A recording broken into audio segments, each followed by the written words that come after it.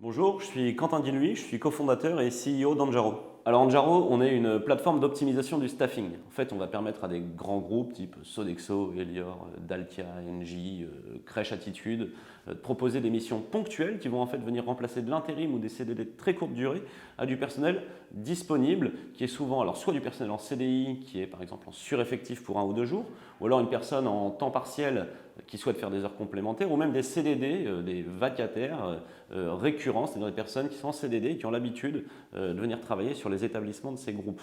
On va proposer des missions sur des sites qui, eux, sont en sous-effectif, ce qui va permettre de réduire grandement l'appel à l'intérim ou à des CDD pour ces groupes jusqu'à 30%. Et alors pour ces collaborateurs, c'est des nouvelles expériences, puis c'est aussi une augmentation du pouvoir d'achat moyennant des primes ou le bonus d'heures complémentaires. Alors les challenges chez nous, c'est hyper facile, on en a plein. Déjà, il faut scaler. On n'est plus vraiment une start-up, on est devenu ce qu'on appelle une scale-up. On est maintenant 35, on a une croissance de 10% mensuelle.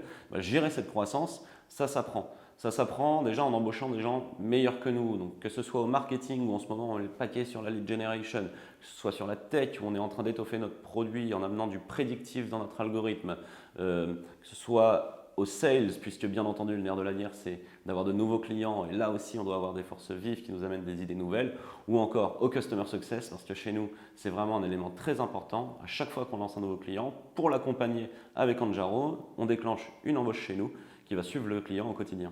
Chez un nouveau collaborateur, on attend en fait qu'il réponde à nos 4 valeurs. La première, c'est la détermination. Dans les startups, on a plein de problèmes, on a plein de sujets à traiter, mais il nous faut des gens hyper motivés justement pour aller régler tous ces problèmes. La deuxième chose, c'est la bienveillance. On attend beaucoup de bienveillance entre nous, que ce soit entre collaborateurs ou vis-à-vis des clients qu'on accompagne. La troisième valeur, c'est la proximité.